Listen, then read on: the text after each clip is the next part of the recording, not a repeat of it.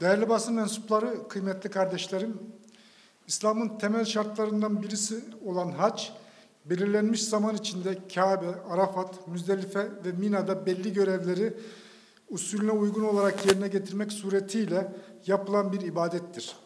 Haccın nasıl yapılacağını Peygamber Efendimiz hac mevsiminde bizzat yaparak Müslümanlara öğretmiştir.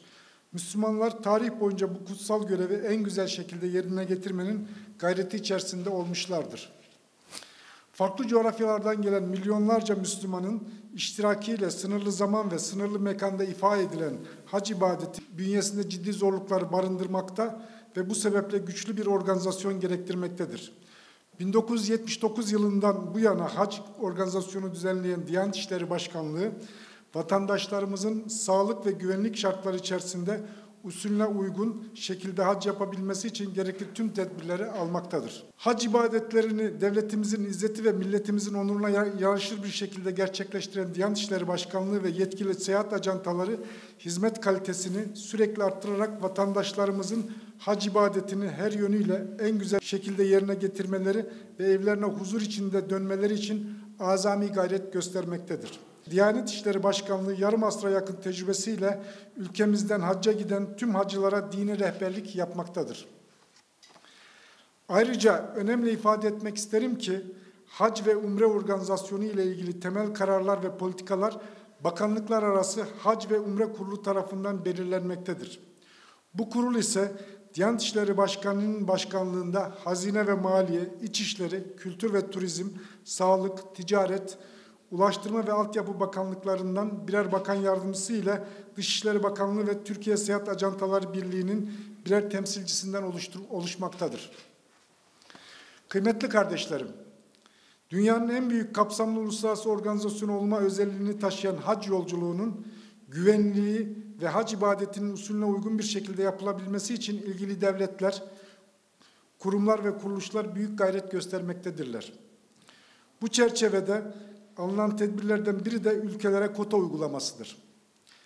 Hac mekanları sınırlı olduğundan her ülkeden belli sayıda kişiye hac vizesi verilebilmektedir. Bizler elbette büyük bir özenle hac için bekleyen her bir vatandaşımızı o kutlu diyara götürmek isteriz. Ancak ülkemiz için belirlenen kota gereği her yıl yaklaşık 85 bin vatandaşımız bu kutlu sefere çıkabilmektedir.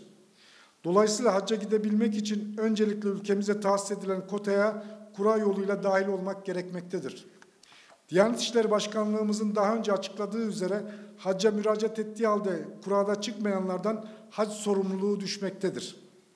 Buna rağmen bazı vatandaşlarımızın farklı yol ve yöntemlerle hacca gitmeye çalışması hem kendilerine hem de diğer hacı adaylar için büyük bir risk oluşturmaktadır.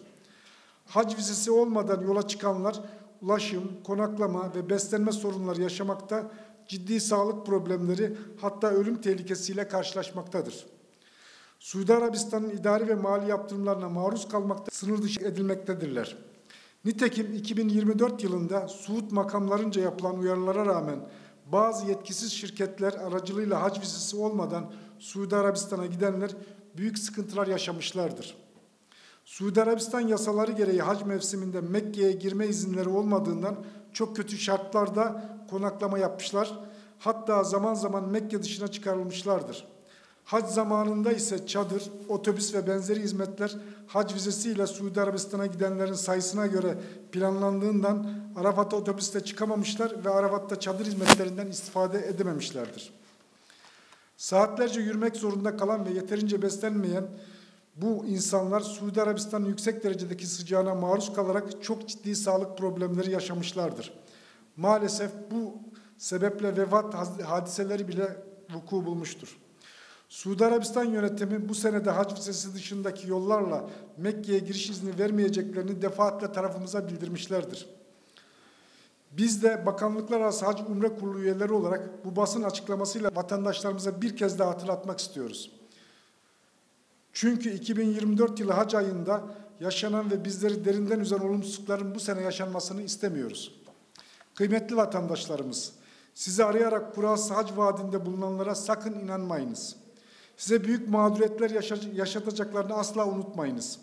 Diyanet İşleri Başkanlığı'nın veya yetkili seyahat ajantalarının düzenlediği organizasyonlar dışında bir yöntemle yola çıkarak kendinizi tehlikeye atmayınız. Bakanlıklar Arası Hac ve Umre Kurulu. Bu vesileyle de tüm vatandaşlarımızın yaklaşan Ramazan bayramlarını tebrik ediyoruz, saygılar sunuyoruz.